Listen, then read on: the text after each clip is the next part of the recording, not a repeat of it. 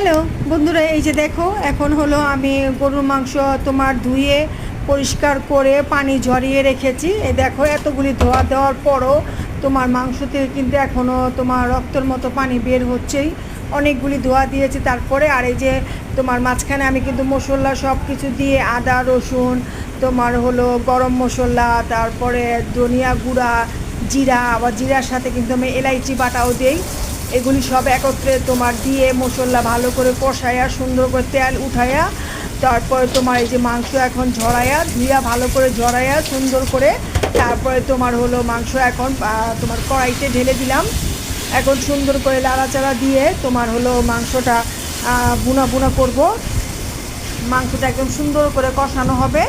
মাংসটা কষানো হলে আরেক পাশের চুলায় কিন্তু আমার খিচুড়িটা চুলায় দেওয়া আছে। খিচুড়িটা প্রায় শেষের দিকে, আমি খিচুড়িটা রান্না তোমার পুরাই কমপ্লিট হয়ে গিয়েছে, নামানোর সময় হয়ে গেছে। এখন খিচুড়িটা নামিয়ে ফেলবো। আর এই মাংসর জন্য কিন্তু আমি অন্য একটা কড়াইতে সুন্দর তেলের মধ্যে তোমার হলো আলু আর লবণ দিয়ে ভেজে নেব।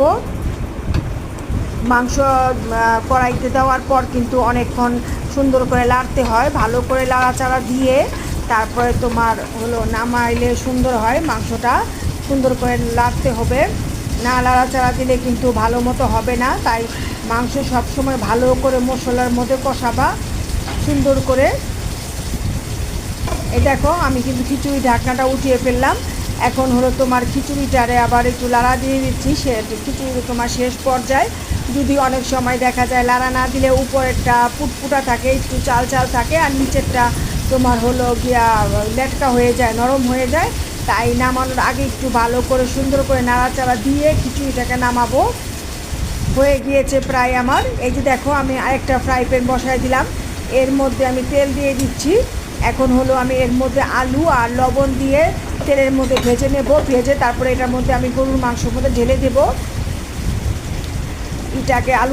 আলুটা তেলে ভেজে লবণ দিয়ে মাংসের মধ্যে দিয়ে খেয়ে দেখো তোমরা কেমন হয়। আমার তো খুব ভালো লাগে, তাই আমি সবসময় মুরগির মাংস রান্না করলে বা গরুর মাংস রান্না করলে আমি সবসময় আলু দিলে আলু তেলের মধ্যে লবণ দিয়ে ভেজে তারপরে আমি তরকারিতে দিই।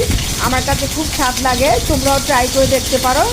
এই দেখো আমি সুন্দর করে চুলার জালটা কমিয়ে দিলাম, কারণ বেশি দিলে আবার হয় কি তোমার আলুটা উপর দিয়ে পুড়ে যাবে কালো কালো, কিন্তু নিচ দিয়ে ভিতর দিকে কাটা থাকে।